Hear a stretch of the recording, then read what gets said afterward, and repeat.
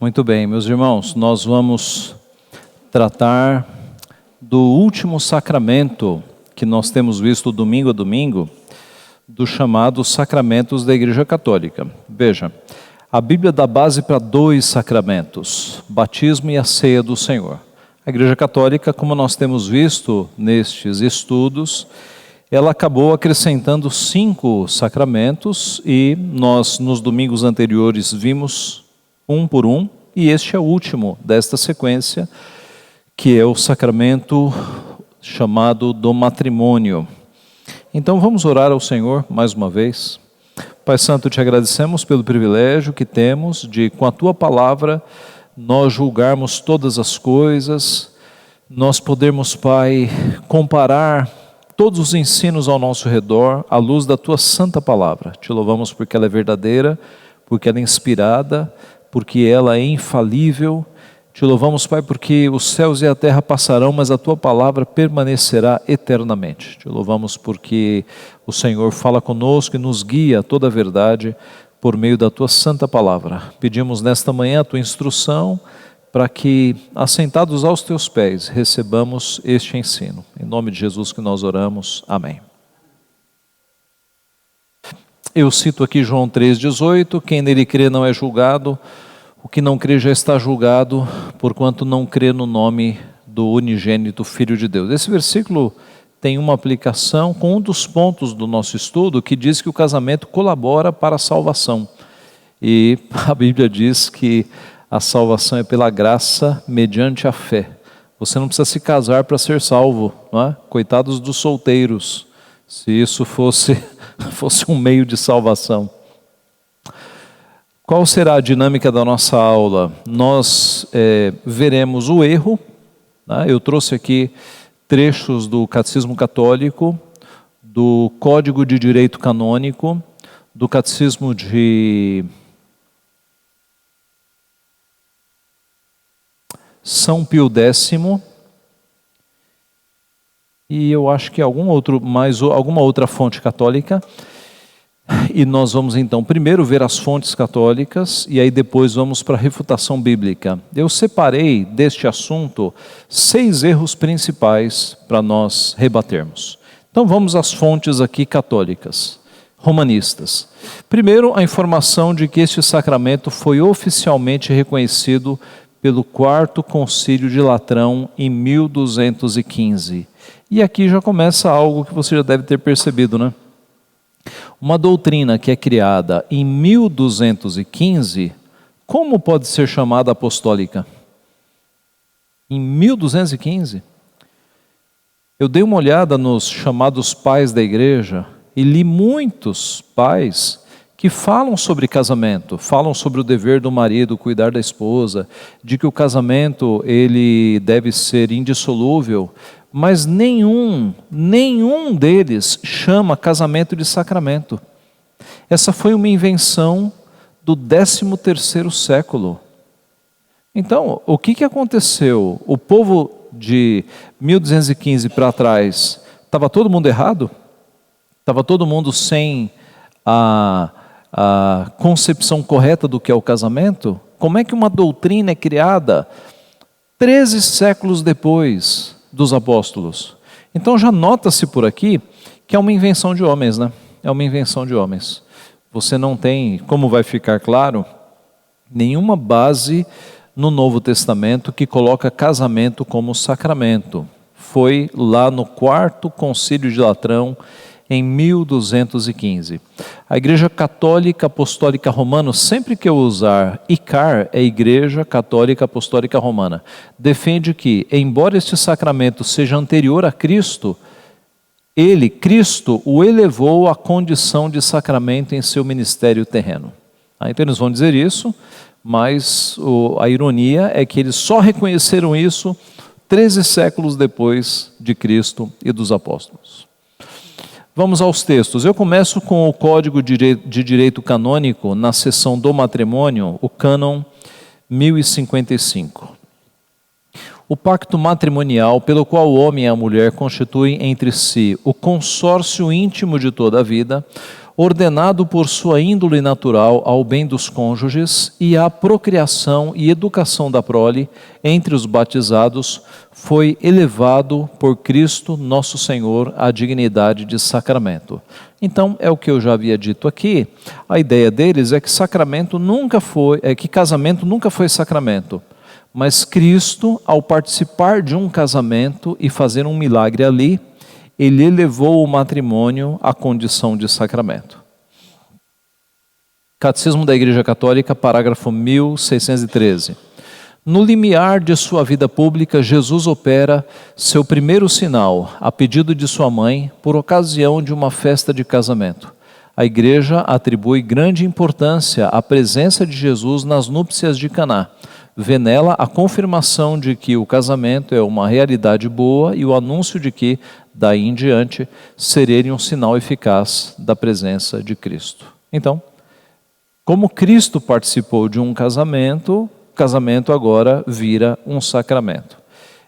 Nós vamos lá para João 2, na refutação bíblica, mas apenas um detalhe aqui que eu grifei. A pedido de sua mãe. Jesus opera o seu sinal a pedido de sua mãe. Você se lembra do texto, né? E o pedido de Maria era que Jesus se manifestasse a todos. E aí Jesus não atende o pedido da sua mãe. Ele diz: mulher, que tenho eu contigo? Ainda não é chegada a minha hora. E aí, secretamente, o que Maria queria é que Jesus se manifestasse ali. Eu sou o Messias. Jesus não atende. Secretamente, ele transforma a água em vinho. E diz o texto: e os seus discípulos creram nele. Não foi um milagre para os convidados, foi um milagre para os discípulos. Era necessário que os discípulos cressem que Jesus era poderoso, cressem que Jesus era de fato o Messias. Foi um milagre para fortalecer a fé dos 12 discípulos. Mais um parágrafo do Catecismo da Igreja Católica. 2 outros sacramentos, a ordem e o matrimônio. A ordem foi vista no domingo passado, presbítero Marcos Serra. Estão ordenados à salvação de outrem. Se contribuem também para a salvação pessoal. Isso acontece por meio do serviço aos outros, conferem uma missão particular na igreja e servem para a edificação do povo de Deus. Então note que tanto a ordem como o matrimônio são colocados como contribuintes da salvação das pessoas. É um meio para se alcançar a salvação. O Catecismo de São Pio, que é um catecismo mais antigo da Igreja Católica. Que intenção deve ter quem contrai matrimônio?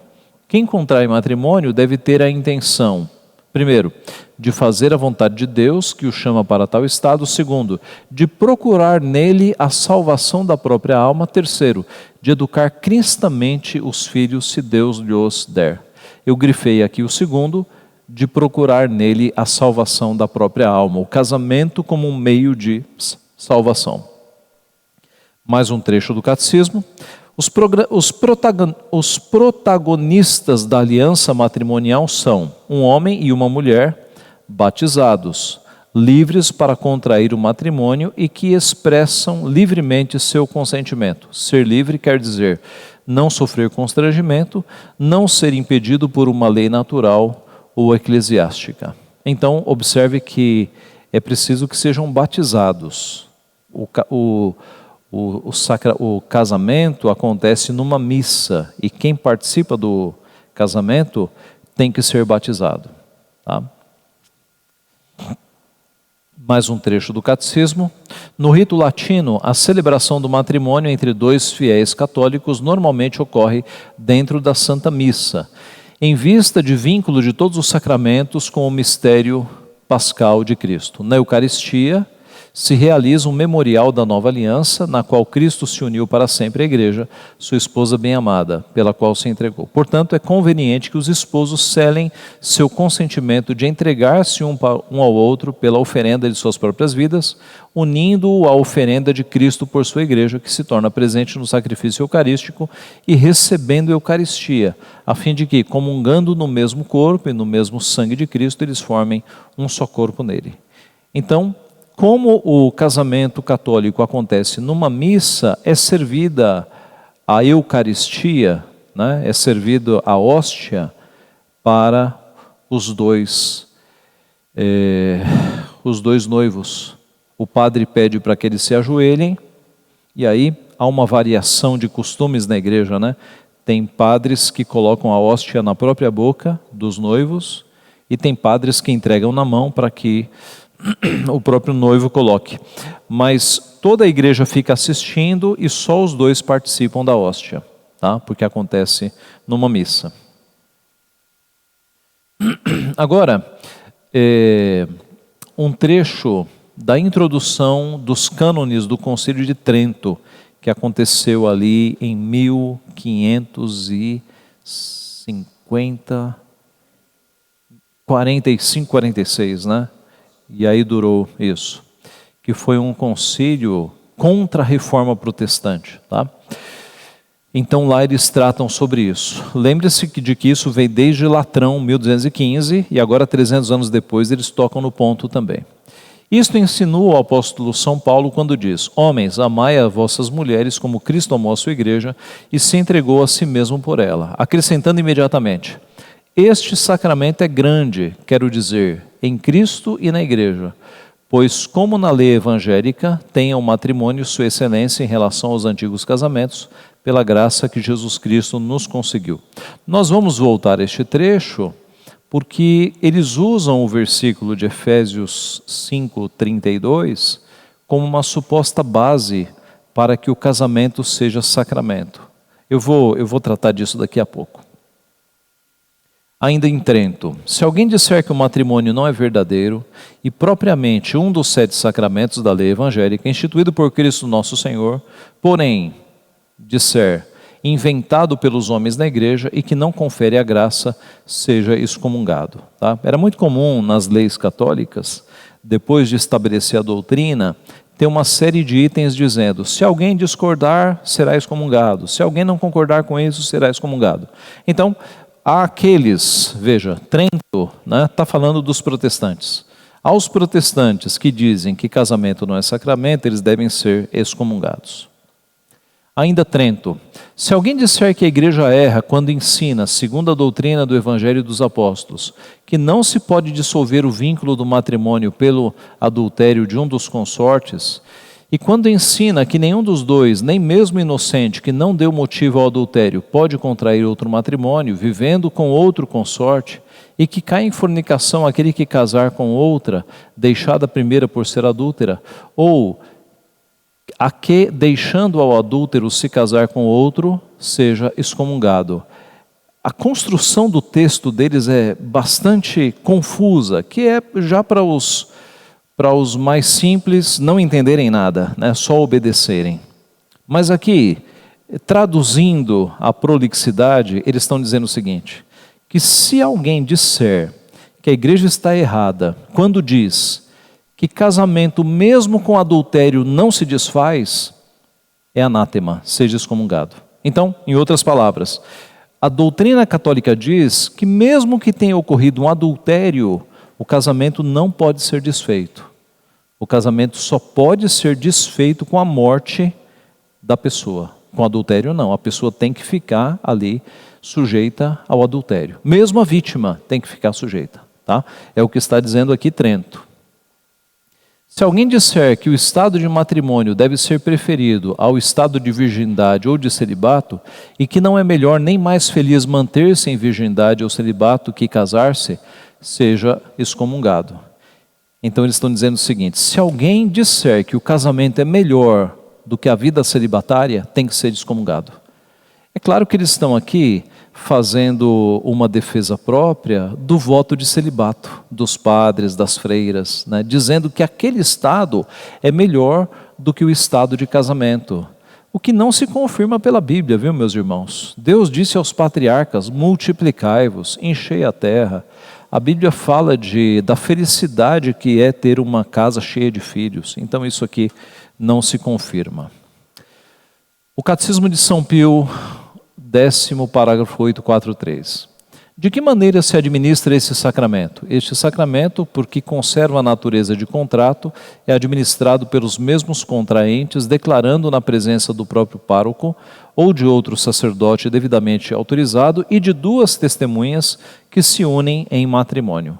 Então, o casamento só pode ser realizado na Igreja Católica se tiver noivo e noiva, o celebrante, um pároco, um diácono, em alguns casos, ou bispo, e duas testemunhas. Sem duas testemunhas, no mínimo, o casamento não pode ser realizado. Tá?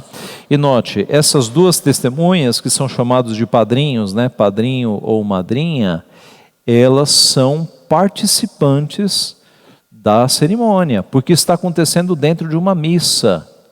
É por isso, meus irmãos, que crentes evangélicos não podem participar de casamentos católicos, porque é um ritual que é feito dentro de uma missa, inclusive com a Eucaristia sendo oferecida ali para os noivos. Tá? Você está participando do sacramento. Aí você, como protestante, você não pode participar de um sacramento romanista. Tá? Então, os 6 erros que nós podemos tirar destes parágrafos, que nós vamos ver a partir de agora. Primeiro, a elevação do matrimônio a sacramento feita por Jesus.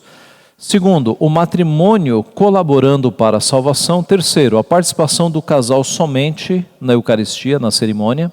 Quarto, o matrimônio válido apenas se for na igreja. Quinto, a ausência de base bíblica para o casamento ser sacramento. E sexto, o matrimônio como totalmente indissolúvel. Vamos ao primeiro, a elevação do matrimônio a sacramento feita por Jesus. Então, a Igreja Católica Apostólica Romana entende que, como Jesus fez um milagre ali no casamento da cidade de Caná, que ficava na Galileia, bodas de Caná da Galileia, né, o casamento lá em Caná, a sua presença por si elevou o casamento à condição de sacramento. Vamos para o texto, João capítulo 2, abra lá comigo. João capítulo 2.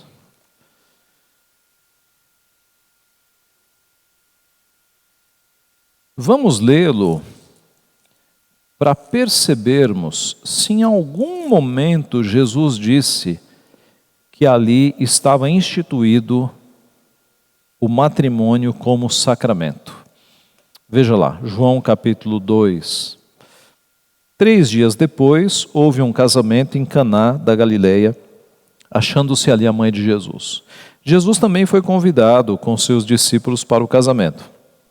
Tendo acabado o vinho, a mãe de Jesus lhe disse: eles não têm mais vinho. Mas Jesus lhe disse: mulher, que tenho eu contigo? Ainda não é chegada a minha hora. Então ela falou aos serventes: fazei tudo o que ele vos disser.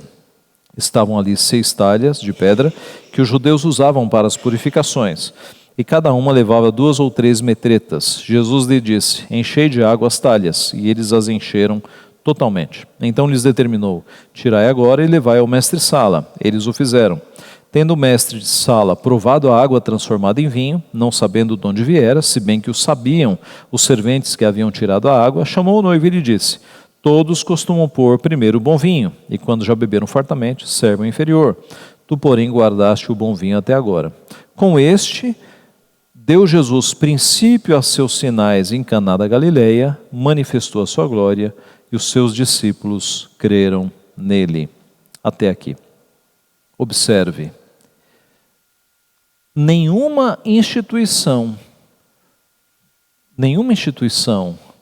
na ceia, em Mateus 26, 26, fica claro que Jesus está instituindo um sacramento.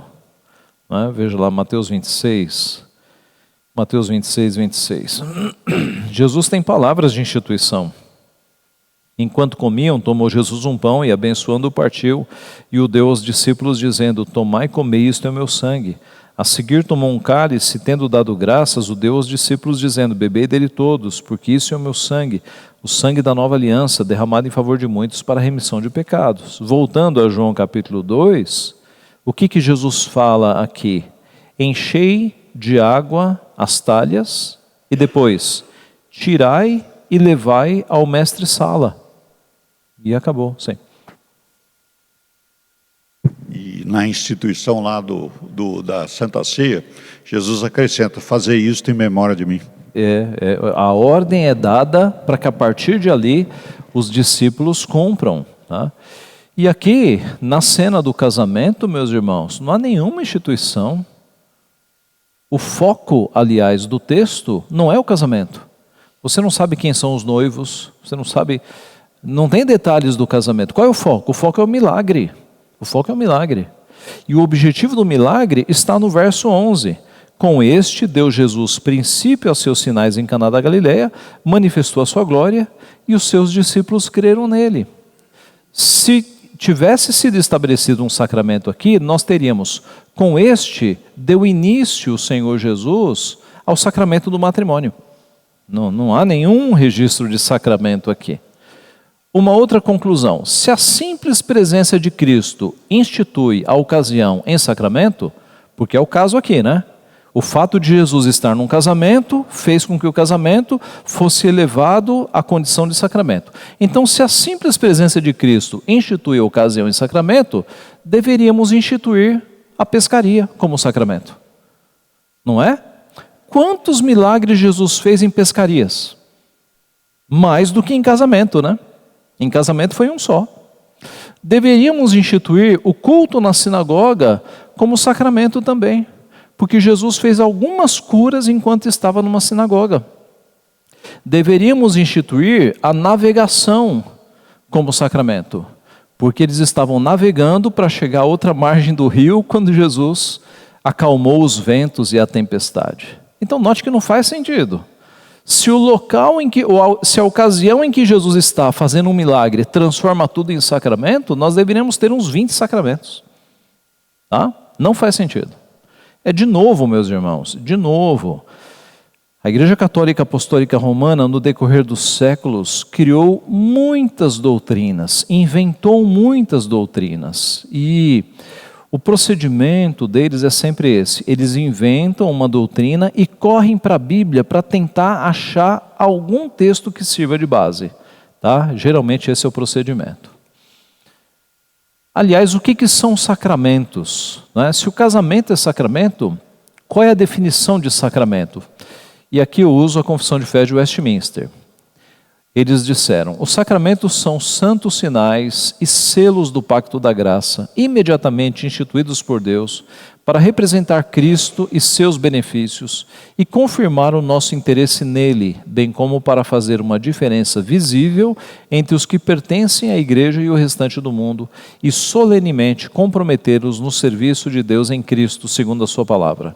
Há em cada sacramento uma relação espiritual ou união sacramental entre o sinal e a coisa significada. Por isso, os nomes e efeitos de um são atribuídos ao outro. O que é isso? O sinal e a coisa significada. O sinal do batismo é a água, e a coisa significada é a união com Cristo, a regeneração. O sinal da ceia é o pão e o vinho. O sinal é o que nós vemos. A coisa significada, no caso da ceia, é a nossa comunhão com Cristo, a recepção dos benefícios da morte de Cristo, é o espiritual. Tá? Agostinho definiu que o sacramento é um sinal visível de uma graça invisível. É um sinal visível, nós estamos vendo a água, o pão e o vinho, de graças invisíveis. Ninguém vê a regeneração, ela é espiritual. A união com Cristo, a santificação, são coisas espirituais. Sendo assim, perguntamos: onde está a graça invisível do matrimônio? Onde é que está a graça? Qual seria a graça invisível do matrimônio? E os solteiros? Não tem essa graça? Os sinais dos sacramentos, aliás, meus irmãos, este é um ponto que me ocorre agora. Os sacramentos do Antigo Testamento, eles são mais elaborados à vista e menos eficientes. Por quê? Eles têm limites. A circuncisão tinha um limite. Só quem fazia circuncisão era menino, por motivos óbvios. Né? A ceia, ela era reservada a Israel. Então havia limites nos sacramentos. Eles tinham mais glória externa, mas eles não eram tão eficientes. Os sacramentos no Novo Testamento, o batismo e a ceia, eles têm menos glória externa, eles são mais simples, mas eles são mais eficientes. O batismo no Novo Testamento não é só para menino, o batismo é para homem e mulher. A ceia no Novo Testamento não é só para Israel, é para todos os povos. Então, a confissão de fé fala disso em outro parágrafo, que embora haja menos glória externa nos sacramentos do Novo Testamento, eles são mais abrangentes, mais eficientes. Tá? Agora, eis que a Igreja Católica Apostólica Romana criou um sacramento que só participa quem é casado. E os solteiros? Eles não vão poder ter essa graça? Percebe como há algo de muito errado aqui? Os sinais dos sacramentos verdadeiros são água, pão e vinho. E qual é o sinal do casamento? O anel? O anel foi criado no 9º século. Não pode ser o anel. O anel é uma coisa que, nos casamentos dos tempos bíblicos, não tinha troca de anel. Isso é um costume nosso. Né? É um costume nosso. Não havia troca de anel ali no Novo Testamento. Tá? Então, é um sacramento sem sinal externo. Não é um sacramento se não tem sinal externo. A coisa significada ou graça invisível do batismo é a união com Cristo, a regeneração, a remissão dos pecados. A coisa significada da ceia é a comunhão com Cristo e a recepção de todos os benefícios de sua morte.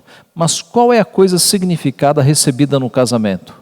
E os solteiros estão privados desta graça? Nota-se que o matrimônio não possui as marcas de um sacramento. Tá? O segundo erro, o matrimônio colaborando para a salvação. A Igreja Católica Apostólica Romana defende que o matrimônio contribui para a salvação pessoal e que quem contrai o matrimônio deve ter a intenção de procurar nele a salvação da própria alma.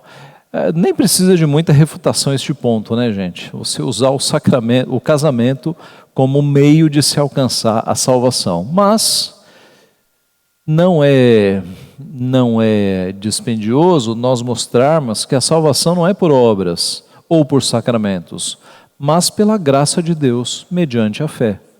O bandido na cruz não teve chance de participar de nenhum sacramento e foi salvo. Foi salvo, estando na cruz. Então veja, porque pela graça sois salvos mediante a fé. Isto não vem de vós, é dom de Deus, não de obras, para que ninguém se glorie. Pela graça, mediante a fé. Porque Deus amou ao mundo de tal maneira que deu seu Filho unigênito para que todo o que nele crê não pereça. Fé. Não precisa de obras, não precisa de sacramentos. Fé. Não pereça, mas tenha vida eterna. Quem nele crê não é julgado. O que não crê já está julgado, porquanto não crê no nome do unigênito Filho de Deus. Salvação pela fé, não por coisas que nós fazemos. Depois, trazendo-os para fora, disse: Senhores, que devo fazer para que seja salvo? Responderam-lhe: crê no Senhor Jesus e serás salvo tu e a tua casa. E lhe pregaram a palavra de Deus e a todos de sua casa. Naquela mesma hora da noite, cuidando deles, lavou-lhes os vergões dos açoites. A seguir foi ele batizado e todos os seus. E ele foi salvo não foi porque foi batizado, ele foi salvo porque creu.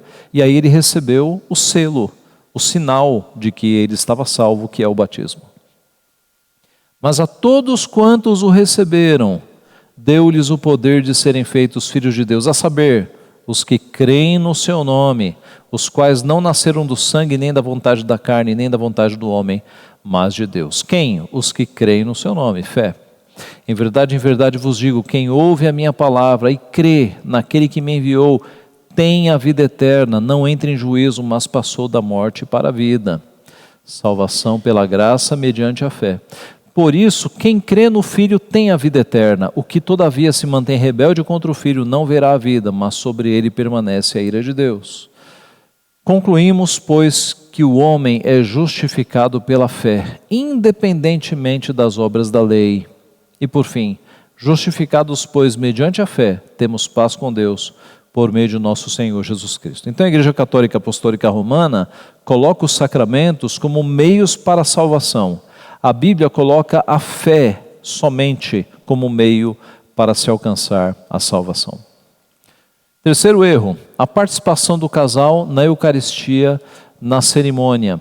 Como eu disse, como já vimos, o casamento acontece dentro de uma missa em que os noivos são privilegiados, entre aspas, em só eles receberem a hóstia, participarem da Eucaristia no momento do casamento.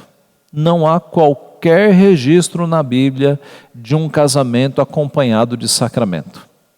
Nenhum registro de um casamento acontecendo e uma circuncisão acontecendo, ou uma Páscoa acontecendo, ou um batismo, ou uma ceia. Isso não existe na Bíblia. Casamento acompanhado de sacramento verdadeiro. A ceia é um rito em que todos os presentes no culto participam ao redor da mesa, conforme o estabelecimento em Mateus 26 e a repetição em 1 Coríntios 11. A ceia é um sacramento em que todos participam. Todos os membros da igreja participam da ceia. Eu não posso fazer uma ceia particular, né? Mesmo quando o conselho da igreja vai levar a ceia na casa de alguém que está doente, não pode só o pastor chegar lá e entregar os elementos. O conselho faz-se um culto para configurar igreja e culto, e aí serve os elementos. Não pode ser algo sozinho. A igreja tem que estar presente e tem que ser feito dentro de um culto. É interessante, triste, que tem igrejas evangélicas copiando isso aqui, né? Eu já soube de igreja evangélica servindo a ceia só para os noivos, o que é um absurdo total, porque é uma invenção da igreja católica sem base bíblica, e sendo copiada por igrejas evangélicas, sem base bíblica também. A ceia é quando todos estão participando do mesmo pão e do mesmo vinho, do mesmo cálice, reunidos ao redor da mesa. A ordem bíblica, aliás, é que os crentes esperem todos chegarem a fim de que ninguém coma primeiro do que os outros. Veja lá 1 Coríntios 11, verso 33. Porque estava havendo esse problema em Corinto, né? Os mais ricos chegavam, comiam tudo, e quando os pobres chegavam, não tinha mais nada, passavam fome. E aí Paulo fala, se alguém tem fome, come em casa. E no verso 33, assim, pois, irmãos meus, quando vos reunis para comer, esperai uns pelos outros. É para todo mundo participar. É para todo mundo participar, não apenas os noivos. O quarto erro. O matrimônio válido apenas se for na igreja. Enquanto eu fazia esse estudo, eu assisti alguns vídeos de padres explicando o sacramento, né? E um dos padres, um padre bastante influente hoje no meio católico, bastante visualizado nas redes sociais, ele dizia o seguinte, que o que os protestantes fazem quando vão no cartório, ou o que os católicos fazem quando vão no cartório apenas, não é casamento. Não é. Para eles, só é casamento se for na igreja. Para eles, o cartório não interessa, só é casamento se for na igreja. Tá? Então, eles se acham uma instituição superior ao Estado. Ok? E o que a Bíblia nos mostra? A Bíblia nos mostra uma série de casamentos que não foram feitos na igreja. Note, foram feitos diante de testemunhas, foram feitos com o consentimento da família. O casamento é isso, né? Uma cerimônia pública, com o consentimento dos pais, feito diante de homens de Deus, esse é o casamento. Mas não precisa ser numa igreja, como insiste o romanismo. Abrão e Sarai, por exemplo, antes dos nomes serem mudados para Abraão e Sara, eles já estavam casados. Como diz o texto? Vamos ver esses textos. Gênesis 11, 29. Gênesis 11, 29.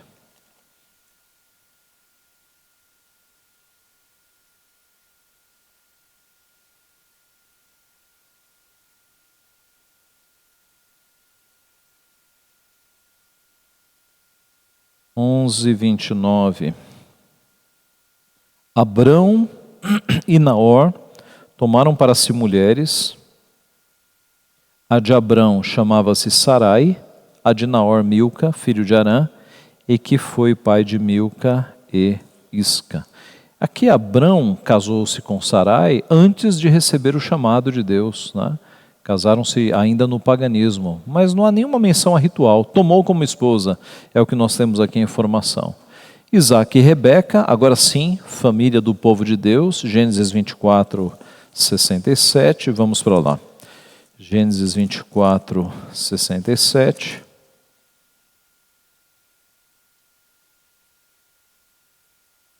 Isaac conduziu-a até a tenda de Sara, mãe dele, e tomou a Rebeca, e esta lhe foi por mulher. Ele a amou, assim foi Isaac consolado depois da morte de sua mãe. Então, nenhuma menção a um ritual em alguma instância religiosa ali. Jacó e Raquel, Gênesis 29, 28. E aí você se lembra que antes de Raquel ele se casou com Lia. Lembra que o sogro enganou, ofereceu Lia no escuro, possivelmente ele estava bêbado, né, embriagado, não percebeu, só no dia seguinte ele percebeu. E aí, na mesma semana, Raquel foi entregue. Veja aí, Gênesis 29, 28. Concordou Jacó e se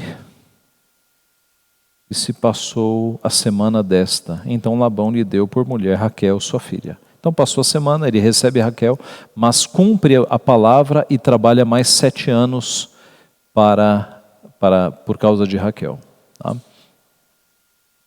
Boaz e Ruth, Ruth 14, 13. Ruth 4, 13. Ruth 4, 13. Josué, Juízes, Ruth. Josué, Juízes, Ruth. Ruth 4, 13.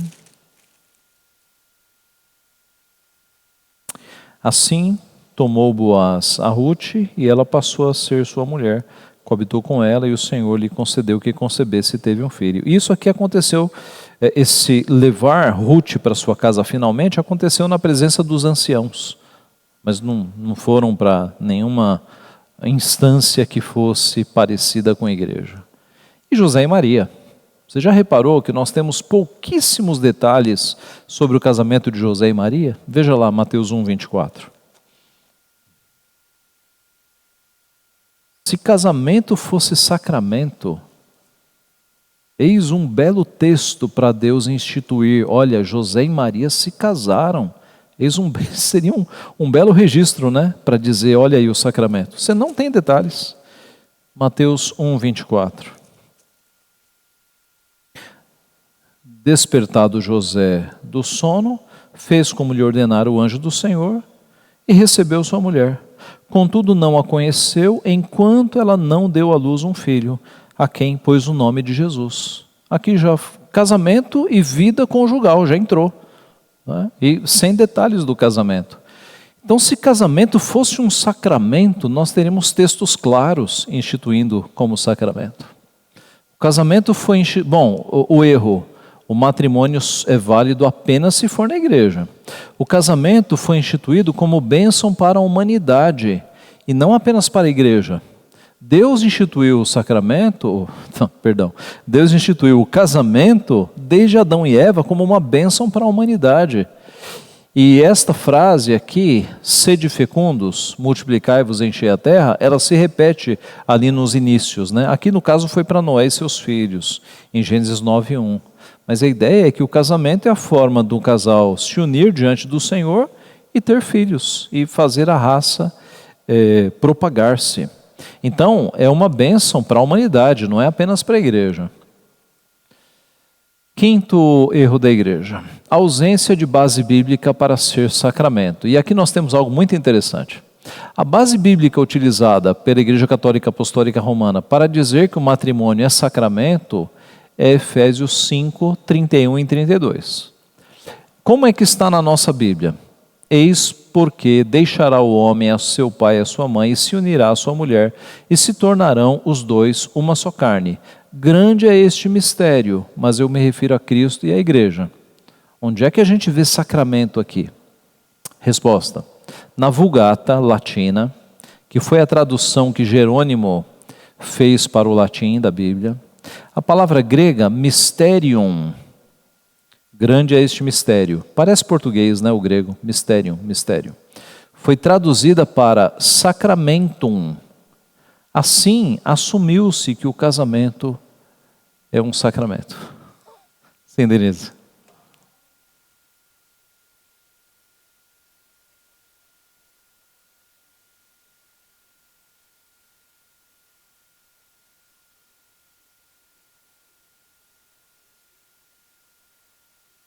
É verdade.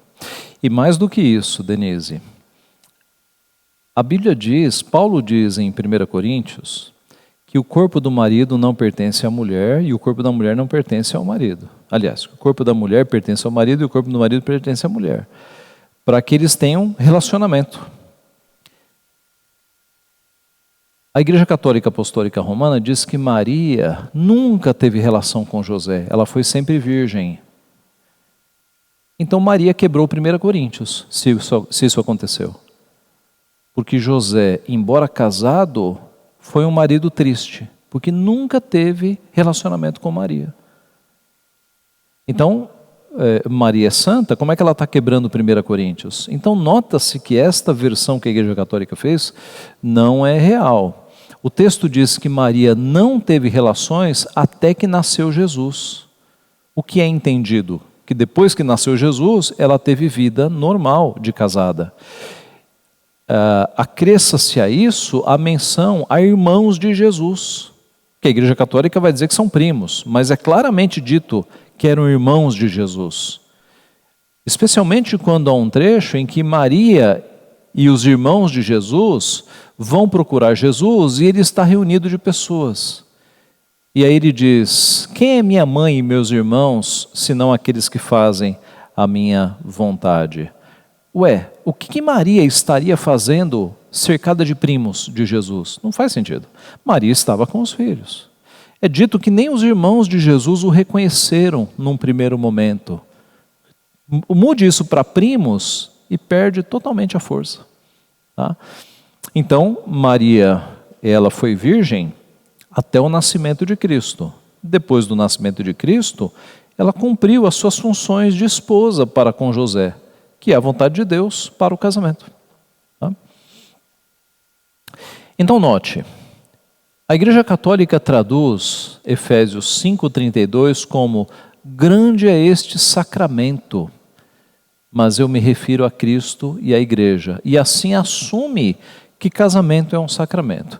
Irmãos, essa é uma base bíblica fraquíssima, porque se todas as vezes que a palavra mysterium é empregada no Novo Testamento significa sacramento, a gente vai ter que transformar um monte de coisa em sacramento. Vamos ver alguns textos? 2 Tessalonicenses 2,7. A palavra grega, a mesmíssima palavra, aparece aqui também. 2 Tessalonicenses 2,7.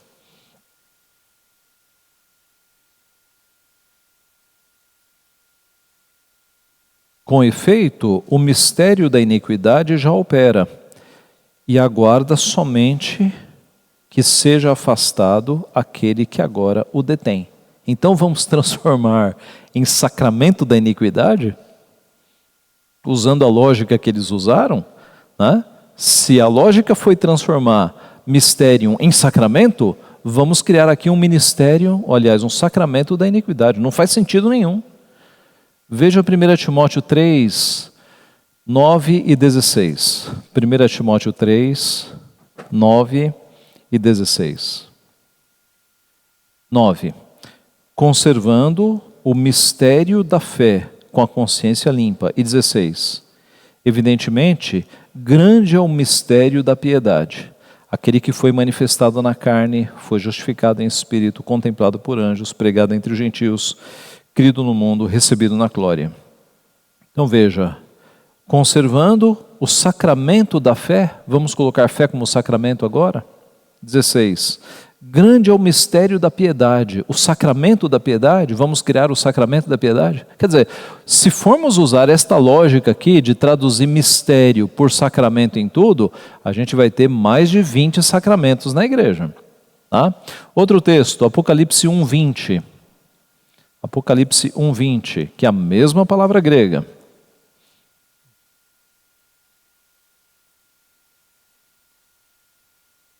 Apocalipse 1:20. Quanto ao mistério das 7 estrelas que viste na minha mão direita e aos 7 candeeiros de ouro, as 7 estrelas são os anjos das 7 igrejas e os 7 candeeiros são as 7 igrejas. Então, vamos transformar tudo isso em sacramento? Quanto ao sacramento das 7 estrelas, não faz sentido nenhum, irmãos, nenhum. A palavra é mistério mesmo. Paulo quis dizer, grande é este mistério, mas eu me refiro a Cristo e a igreja. É misterioso nós entendermos que Cristo e a igreja se unem em casamento. É grande esse mistério. A palavra é mistério, foi o que Paulo estava querendo dizer. A Igreja Católica, como sempre, pega um termo e puxa para dar base para o seu argumento. Apocalipse 17, sim.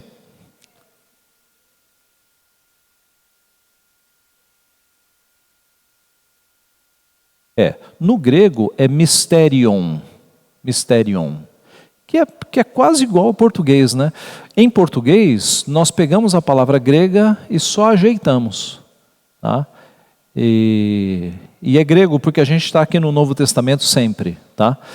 Mas para o latim, eles traduziram como sacramentum, que significa mysterium também, mas no contexto católico, aí já vira sacramento, como sacramento religioso.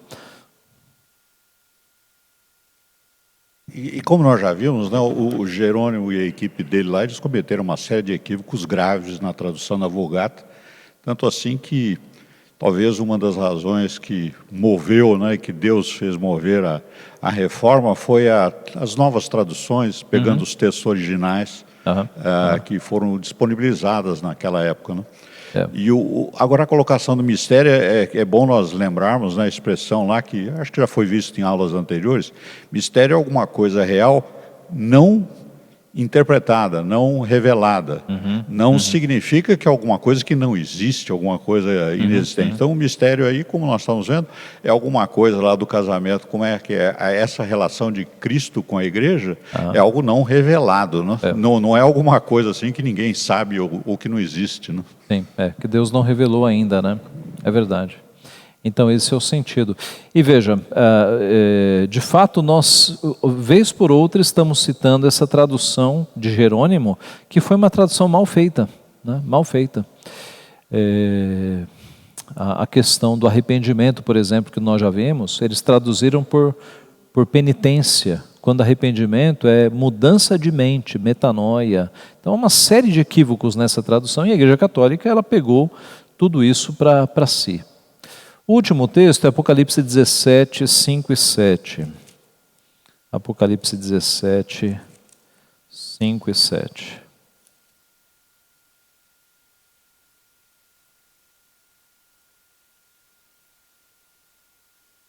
Na sua fronte achava-se escrito um nome, um mistério, Babilônia, a grande, a mãe das meretrizes e das abominações da terra. Esse é o 5, né? E o 7. O anjo, porém, me disse, por que te admiraste? Dir-te-ei o mistério da mulher e da besta que tem as 7 cabeças e os 10 chifres e que leva a mulher. Então note, não faria sentido nenhum nós traduzirmos tudo isso aqui como sacramentos, né? Nenhum. A palavra é mistério mesmo.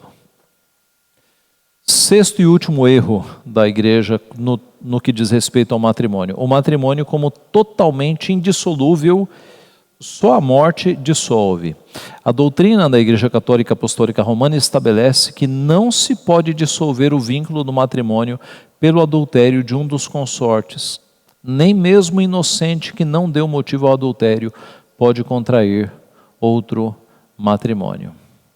Então note, isso contraria frontalmente palavras de Cristo. Observe. Também foi dito, aquele que repudiar sua mulher, dê-lhe carta de divórcio.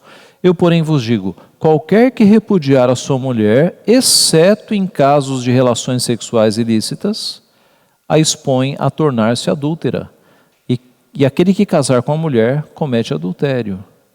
Vocês viram uma exceção? Jesus deu a exceção. Não pode repudiar a mulher por motivo nenhum, exceto no caso de relações sexuais ilícitas, exceto no caso de adultério. Percebe? Cristo disse que no caso de adultério é possível romper o contrato. Tá? Sim, Silvana. Então, reverendo, é uma coisa muito triste, porque o romanismo demonstra, mais uma vez, né, que eles não estão ligando para o arrependimento das pessoas. O casamento é indissolúvel, se tem adultério ou não, não interessa. Quer dizer, não estão ligando para arrependimento sincero. Né? E nós temos relatos históricos, né, interessantes. Por exemplo, Henrique VIII, lá na Inglaterra, ele... É claro que Henrique VIII não era padrão de piedade de jeito nenhum, né? Mas só um fato curioso aqui da história. Henrique VIII, o rei da Inglaterra, queria divorciar-se da sua esposa porque a esposa não lhe dava um herdeiro masculino ao trono. E aí ele contratou alguém para tentar, um religioso, para tentar resolver essa situação. A Igreja Católica não admitia divórcio em nenhum sentido, de nenhuma forma, e ele acabou rompendo com a Igreja Católica para criar a Igreja Anglicana, que existe até hoje, né, cujo chefe da igreja é o próprio rei da Inglaterra. Então, houve muitas questões ligadas a este ponto, de que a igreja não aceita divórcio de jeito nenhum, mesmo que a pessoa, que o teu marido ou a tua esposa sejam adúlteros. A Igreja Católica não aceita divórcio de jeito nenhum. Sim. A Igreja Católica, mesmo fazendo o sacramento do casamento, ela não tem aquela né? Aquela questão de que se tivesse relações que não fosse para procriar, seria pecado? Quando nós demos todos os textos que falam sobre casamento, isso não é dito explicitamente. Mas nós entendemos isso porque nunca é dito que o casamento é para o benefício do casal. Sempre é dito que o casamento, deixa eu me voltar ali naqueles 3 pontos que nós vimos aqui. Aqui, olha para que é o matrimônio. Fazer a vontade de Deus, procurar nele a salvação da própria alma e educar cristamente os filhos, se Deus lhe os der. Então, nas definições todas de documentos católicos, casamento é para fazer a vontade de Deus e para ter filhos, para procriar. Quando nós vamos para os escritos dos reformadores, nós temos o elemento da felicidade, é para a felicidade do casal. A Igreja Católica tem um problema com o sexo, viu? Tem um problema com o sexo. Eu tenho percebido isso. Por quê? Por que Maria tem que ser sempre virgem? A Bíblia não mostra que dentro do casamento o sexo é permitido? Que fixação é essa que Maria tem que ser sempre virgem? Ela não seria santa se dentro do casamento tivesse relações? É claro que ela seria. Por que a igreja obriga os seus padres e freiras a serem celibatários? E aí o que acontece? Acontece o que a gente está vendo, padres pedófilos, padres envolvidos em escândalos sexuais, porque é contra a natureza. O apóstolo Paulo disse: se vocês quiserem permanecer como eu estou, e a gente não tem certeza se Paulo era solteiro ou viúvo, tá? A Bíblia não diz. Eu tendo a crer, mas eu não tenho base bíblica para falar, mas eu acho que a tendência maior é que Paulo fosse viúvo, porque dificilmente um solteiro ocuparia os cargos que Paulo ocupou no judaísmo, tá? Mas isso é uma perspectiva minha, um dia a gente vai perguntar para Paulo, ok? Pessoalmente. Agora, o fato é que Paulo diz: seria bom que vocês permanecessem como eu estou, sem mulher, porque aí vocês teriam mais tempo para dedicar-se ao Pai. Todavia, se vocês não aguentarem, se casem, porque é melhor casar do que viver abrasado. Então, a palavra de Deus nos diz. Agora você vai para a Igreja Católica, que obriga todos os homens e mulheres que trabalham para eles a não constituir casamento. Aí o que acontece? Imoralidade escondida. É isso que acontece. Então, a Igreja Católica tem esse assunto mal resolvido com a questão sexual. Sim, presbítero. E esse negócio de celibato da Igreja Católica, na própria igreja lá, deixa bem claro que celibato não é abstinência. A celibato é não casar. Então, o celibato para a Igreja Católica é proibir o casamento. Não há impedimento dos padres terem relações sexuais. É só pedir perdão para um colega lá de fraternidade, que ele é obtido. Então, celibato no catolicismo não significa abstinência sexual. Uhum. Aí, inclusive, outro ponto é que para resolver a questão da separação à conveniência, lá no Henrique VIII, né, poderia dar a solução papista, que era anular o casamento, porque a Igreja Católica realmente não permite a dissolução do casamento. Então, a solução romanista é anula o casamento e o Papa tem autoridade para fazer isso. É de fato, se eles encontrarem algum resquício, que, por exemplo, relações familiares muito próximas, eles podem anular o casamento, né? Ou então, se constatar que um dos dois não era batizado, eles podem anular o casamento. Então, eles têm lá uns subterfúgios para anular o casamento, mas o casamento não pode ser dissolvido. O contrato pode ser anulado se encontrar um erro prévio, mas não dissolvido. Voltando aqui, outro texto que contraria o ensino deles. 1 Coríntios 7,15. Paulo está falando que quando alguém se casa com um não crente, e este não crente consente em viver com ele, não é contra a fé, que não se separe. Mas aí na sequência vem: mas se o descrente quiser apartar-se, que se aparte. Em tais casos, não fica sujeito à servidão, nem o irmão nem a irmã.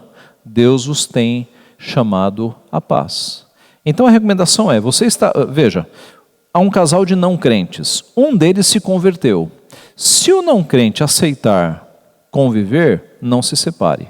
Agora, se o não crente disser, não, eu não fico casado com um cristão de jeito nenhum, e quiser se separar, que se separe. Em tais casos, não fica sujeito à servidão, nem o irmão nem a irmã. O que é isso? Pode casar-se de novo. É o que nós chamamos aqui de uma deserção irremediável. Então a igreja presbiteriana e as igrejas reformadas, usando esses dois textos, ela dá duas possíveis causas para um divórcio. Primeiro, o adultério, e segundo, uma deserção obstinada. O que é uma deserção obstinada? Esse marido que não é crente, ele disse, eu não fico em casa de jeito nenhum.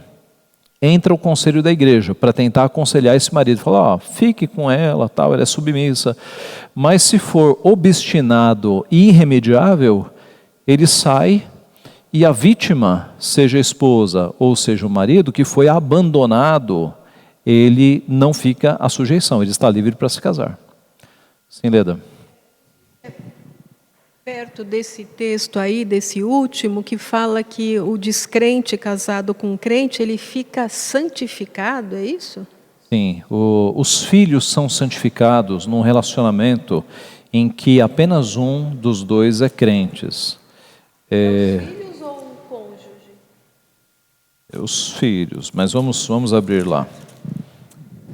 1 Coríntios 7. Não, o marido também, é o verso 14. Porque o marido incrédulo é santificado no convívio da esposa, e a esposa incrédula é santificada no convívio do marido crente. De outra sorte, os vossos filhos serão impuros, porém agora são santos. Veja, não é santificado como um cristão é santificado pela operação do Espírito Santo. Mas a ideia é que, por influência de um cônjuge crente, pelo convívio com o crente, a vida deste incrédulo vai ser um pouco menos pecaminosa do que se ele tivesse casado com um não crente. Essa é a ideia, né? Os procedimentos de um marido ou de uma mulher cristã acabam influenciando esse lar. E aí este não crente acaba recebendo um pouco de influência de santificação, né? É nesse sentido. Muito bem. Então, concluindo, meus irmãos, Na antiga aliança, matrimônio não era sacramento, como nós vimos, né? Nenhum dos textos do Antigo Testamento mostram que casamento é sacramento. Você tem 2 sacramentos no Antigo Testamento, circuncisão e Páscoa, só esses 2. A participação de Jesus em uma festa de casamento não constitui base para tornar o matrimônio em sacramento. O matrimônio não ajuda na salvação, visto que ela não é por obras, mas pela graça mediante a fé. A exclusividade do casal na participação da Eucaristia não tem base bíblica e se constitui em erro, pois a ceia deve ser tomada por todos os membros presentes ao culto. O matrimônio é uma bênção para a humanidade, não só para a igreja. Não há base bíblica para considerar o matrimônio em sacramento. E o adultério e a deserção irremediável são condições permitidas por Deus para divórcio e novo casamento. É certo, irmãos, que a igreja sempre, o conselho de uma igreja, sempre vai lutar pelo casamento, né? Mesmo no caso de uma questão de adultério, a gente sempre vai trabalhar para que o casamento seja consertado, restaurado, mas há casos em que não há arrependimento de quem errou, e aí a vítima não pode ficar presa por algo que ela não cometeu. Tá? É a orientação que nós temos da Bíblia. Nós encerramos aqui e fiquem à vontade para perguntas, se alguém tiver, de tudo que nós vimos, de algum slide que ficou lá para trás, fique à vontade para perguntar. Tudo claro? Tudo bem? Então vamos orar. Pai Santo, nós te agradecemos porque a Tua palavra é de fato uma luz que ilumina os nossos caminhos, uma lâmpada para os nossos pés. Te louvamos porque tudo que o Senhor quis que nós soubéssemos foi revelado nas Escrituras. Te louvamos porque podemos ter o auxílio do Teu Santo Espírito para entendermos a Tua palavra. Te louvamos porque o Senhor não nos deixa sozinhos neste mundo, mas nos dirige pela Tua Santa Palavra, Pai. Te louvamos por isso, te louvamos porque a igreja é do Senhor e o Senhor opera na Tua igreja por meio da Tua Palavra. Nós te louvamos por isso e te pedimos que nos dê a graça, ó Pai, a paciência, a longanimidade e o amor por aqueles que estão em igrejas que não têm seguido a Tua palavra, como nós vimos hoje, Pai. Tem misericórdia dos Teus eleitos que ainda estão no romanismo. Ó Pai Santo, usa-nos como aqueles que podem dar as Bíblias e explicar a Bíblia para aqueles que ainda estão nas trevas, sendo oprimidos, ó Pai, por tanta opressão, por tantas doutrinas de homens, doutrinas que não visam glorificar o Teu nome, Pai. Abençoa-nos para que sejamos instrumentos úteis nas Tuas mãos. Aproveitemos as oportunidades para distribuir a Tua palavra. É o que nós pedimos e agradecemos, em nome de Jesus. Amém.